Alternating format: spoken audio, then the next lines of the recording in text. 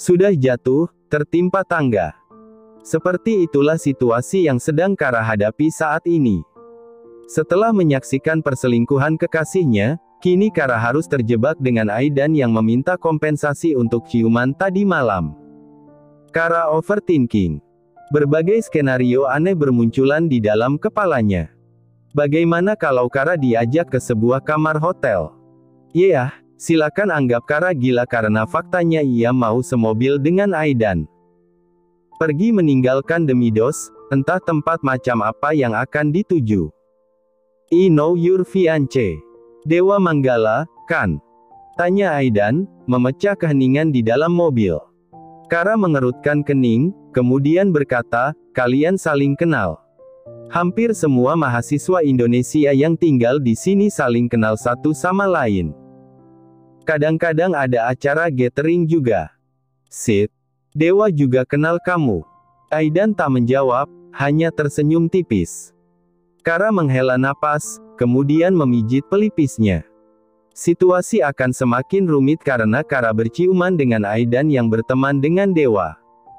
Pantas saja tadi malam Dewa sangat tercengang, bahkan berteriak di dalam bar. Dewa nggak pernah cerita soal tunangannya di Indonesia. Semua orang tahunya dia single, makanya sering make out sama perempuan, ucap Aidan. Jadi, Dewa udah sering ciuman sama perempuan. Sahut Kara. More than that. Dia sering ngajak perempuan ke flatnya.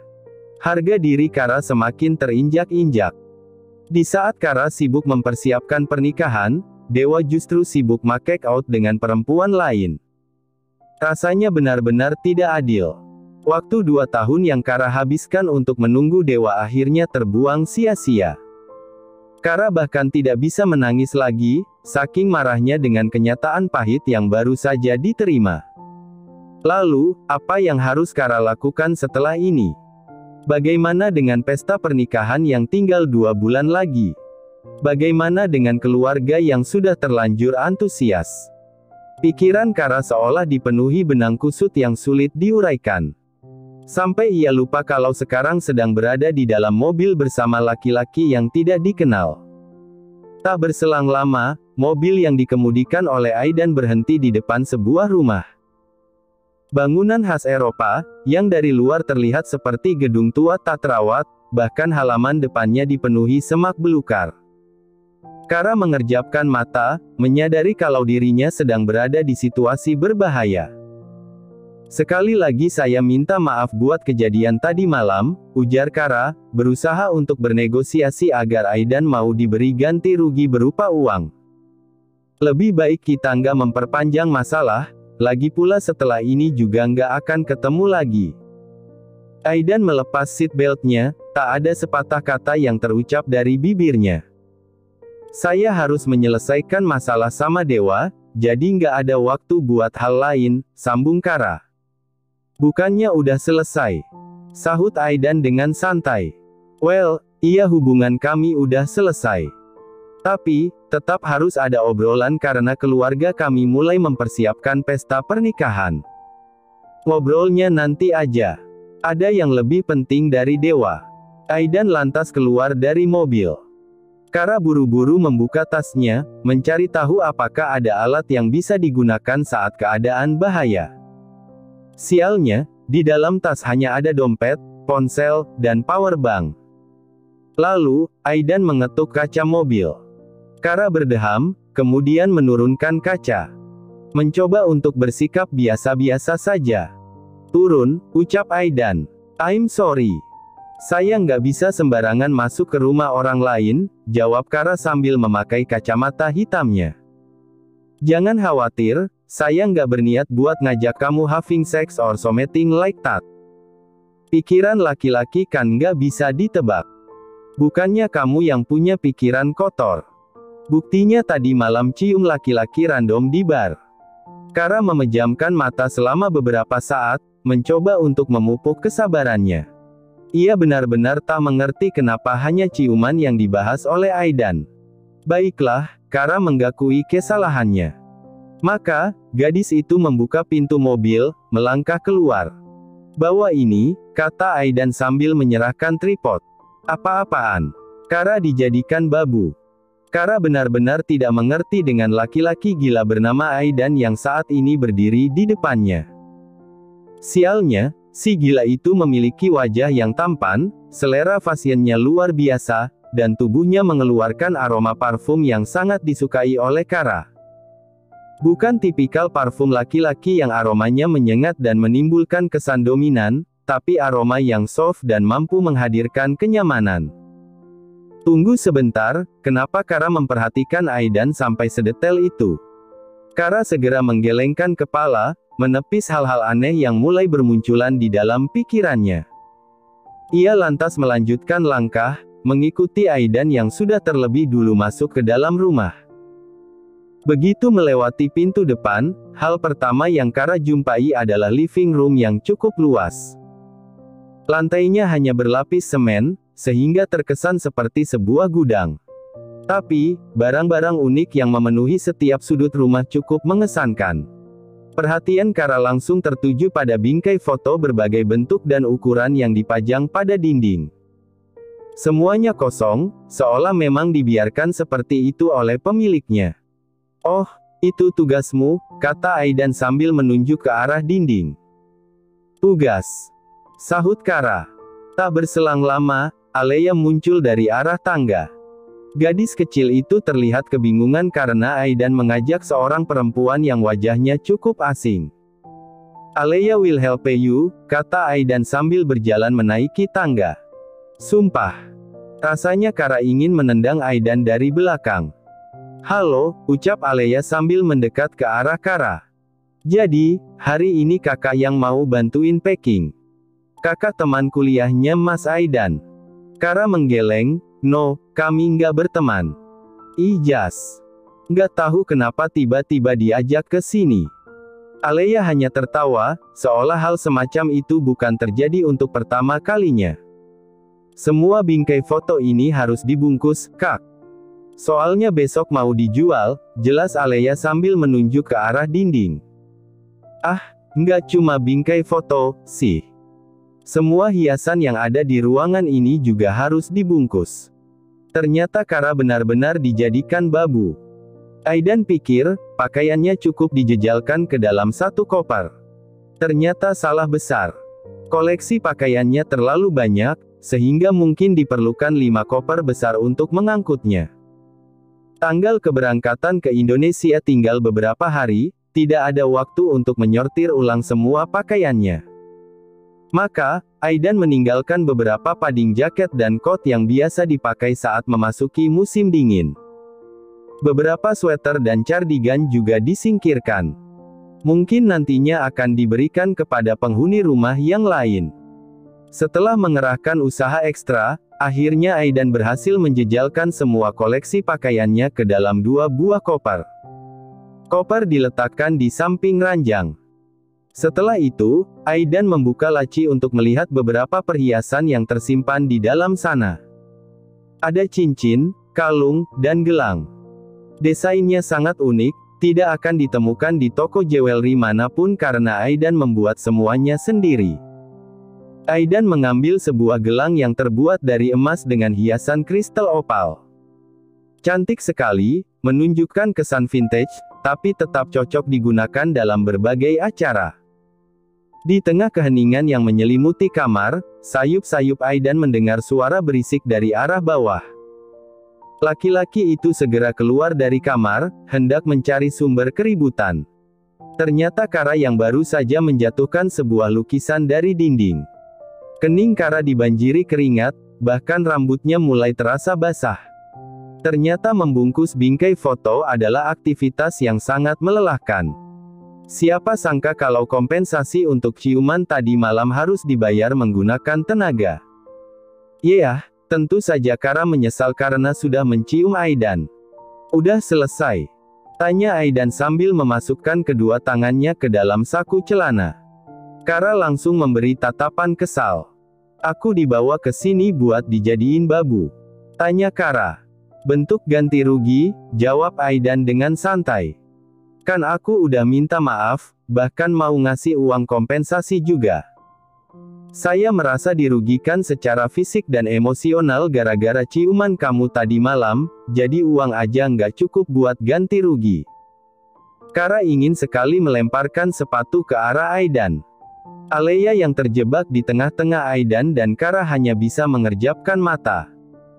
Gadis itu bingung luar biasa, terlebih setelah mendengar kata ciuman. Harusnya tadi malam ciuman sama bule aja, guman Kara. Aidan hanya tertawa, kemudian mengamati barang-barangnya yang sudah dilapisi bubble wrap dan dimasukkan ke dalam kardus. Siap untuk dijual. Walaupun sambil mengeluh, tapi hasil kerja keras Kara cukup memuaskan. Bisa masak? Tanya Aidan. Kara kehilangan kata-kata. Ternyata tugasnya belum selesai, karena setelah ini Aidan pasti memintanya untuk memasak. Saya harus masak juga. Ini namanya eksploitasi. Ucapan Kara tercekat ketika melihat Aidan tersenyum tipis. Laki-laki itu seolah memiliki kemampuan untuk mempengaruhi lawan bicaranya meskipun hanya lewat senyuman atau tatapan mata. Makasih bantuannya, kata Aidan beberapa saat kemudian. Kara terbatuk kecil, kemudian berkata, Oke, mau langsung pergi? Atau mau ikut dinner di sini? Kita bahkan nggak saling kenal, saya nggak mungkin stay di sini sampai langit gelap. Anyway, utang saya udah lunas ya, abis ini jangan minta macam-macam lagi. Kara mengambil tasnya yang tergeletak di atas sofa, siap-siap untuk pergi meninggalkan rumah sebelum langit menggelap. Sini tangan kamu, kata Aidan saat Kara baru saja akan melangkah pergi. Sahut Kara. Aidan mendekat, berdiri tepat di depan Kara sambil mengulurkan tangan. Kara mengerjapkan mata, mengira kalau Aidan akan mengajaknya bergandengan tangan. Kara berdeham, kemudian mengulurkan tangannya. Aidan meletakkan sebuah gelang di telapak tangan Kara. Sebagai ungkapan terima kasih, ucap Aidan. Kara terdiam, mengamati gelang cantik yang ada di atas telapak tangannya. Ia tiba-tiba kesulitan untuk mengucapkan sepatah kata. Tadi Kara disuruh ini dan itu, lalu tiba-tiba diberi sebuah gelang cantik. Apa arti dari gelang yang baru saja diberikan oleh Aidan? Mau dipasangin? Tanya Aidan. Kara masih diam, mencoba untuk menerka-nerka. Aidan mengambil kembali gelang yang ada di atas telapak tangan Kara, tanpa ragu sedikit pun langsung memasangkannya di pergelangan tangan. Kara mengerutkan kening, benar-benar tak mengerti isi pikiran laki-laki tampan yang ada di hadapannya. Damn. Kara sampai lupa dengan konflik serius yang sedang dihadapi. Mau dianterin sampai depan hotel? Tanya Aidan setelah memasangkan gelang. Lamunan Kara seketika buyar. Kara segera memakai kacamata hitamnya, kemudian melenggang pergi tanpa mengucapkan sepatah kata. Dalam pandangan Kara, perselingkuhan adalah hal yang sangat menjijikan. Kara sering meninggalkan komentar berisi caci maki setiap kali ada postingan tentang kasus perselingkuhan. Merasa jijik dengan orang-orang yang tidak mampu menjaga komitmen.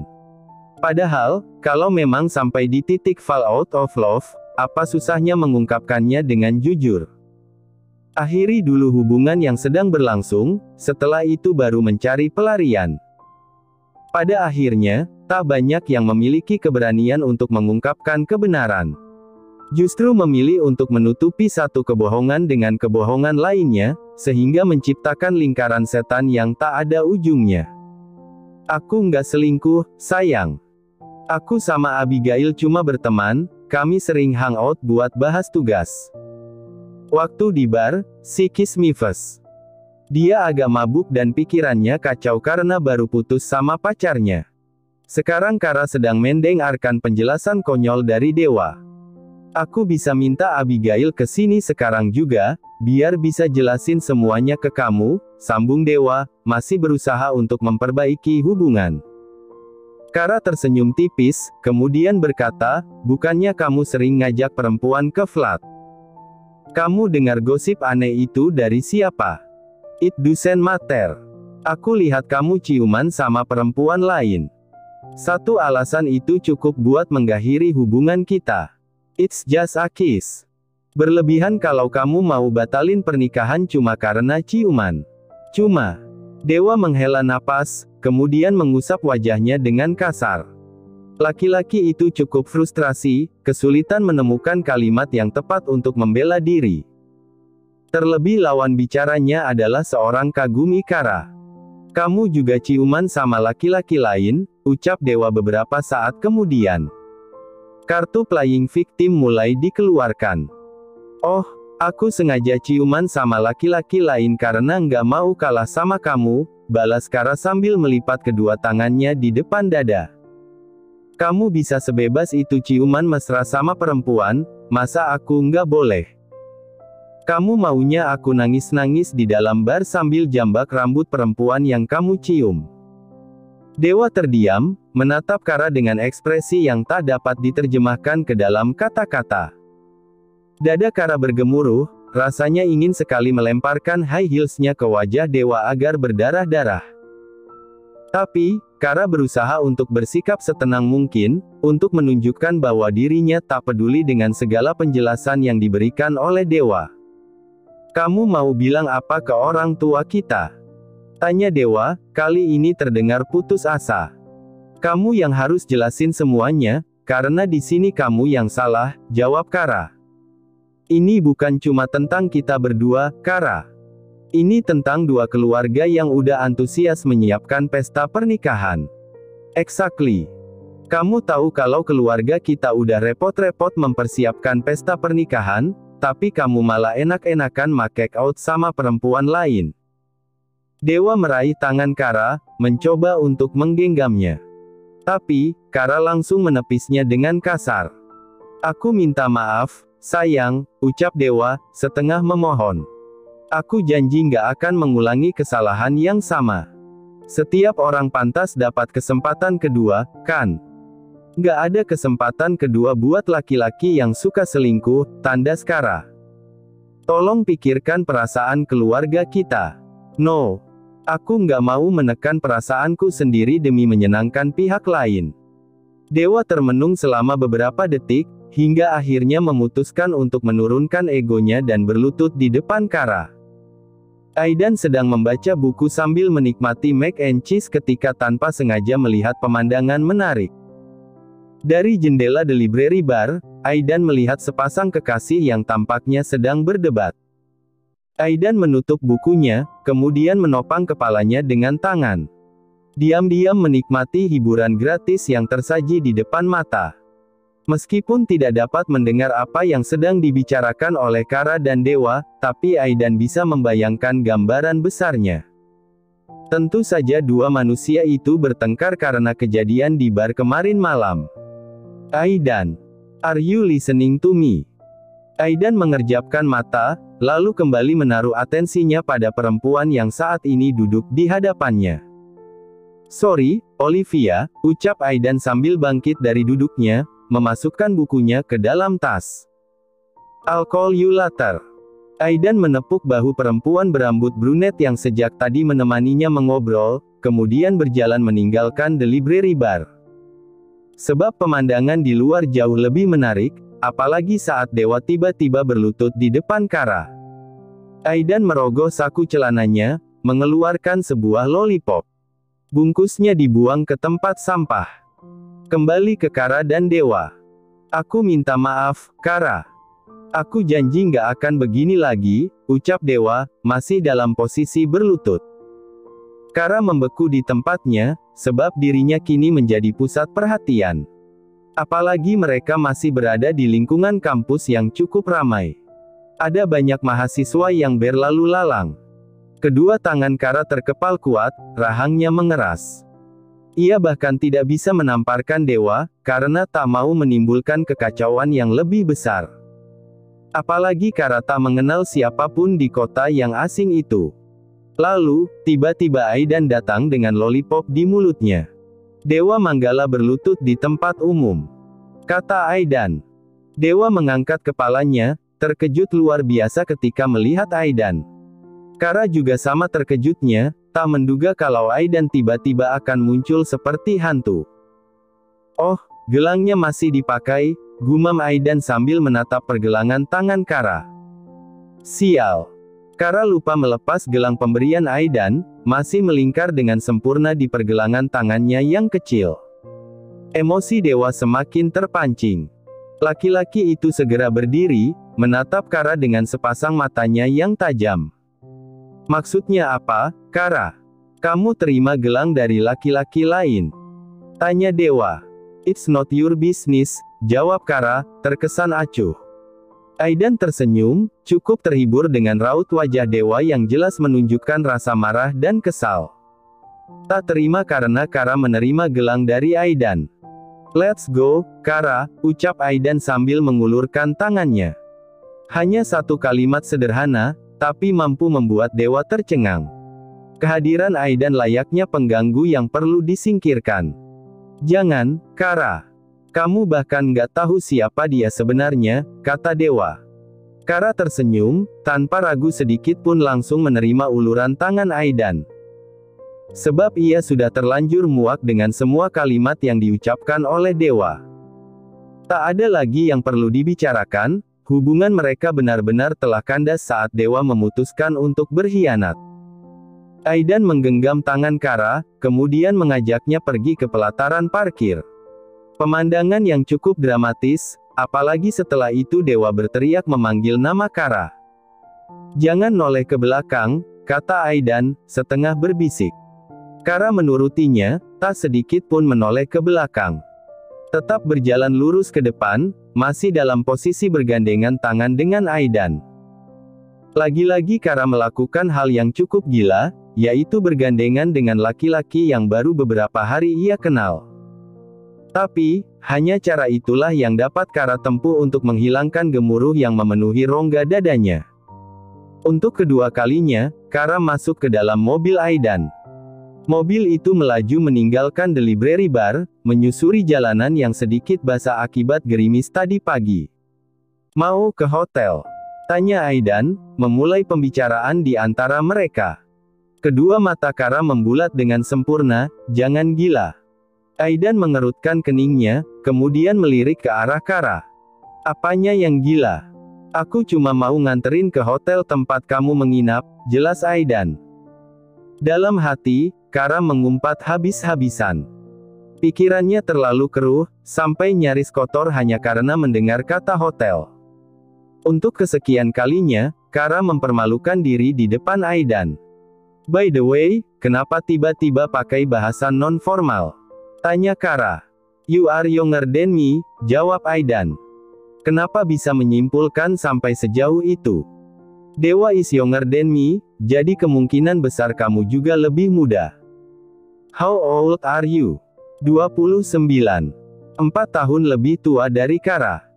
Kara hanya berdeham, lalu mengalihkan pandangannya ke arah bangunan-bangunan khas Eropa yang ada di sisi jalan. Kara enggan menyebutkan usia, pekerjaan, atau hal-hal lain yang sifatnya personal. Lebih baik membatasi diri di depan orang asing. Yang ini ada kompensasinya juga. Tanya Aidan, rupanya tidak melanjutkan pembicaraan mengenai usia.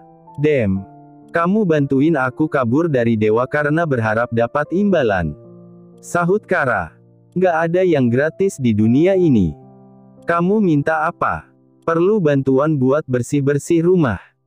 Atau minta aku masak?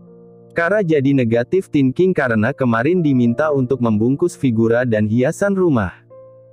Sebab Aidan tak mau menerima kompensasi berupa uang, tampaknya sengaja memanfaatkan Kara untuk disuruh ini dan itu.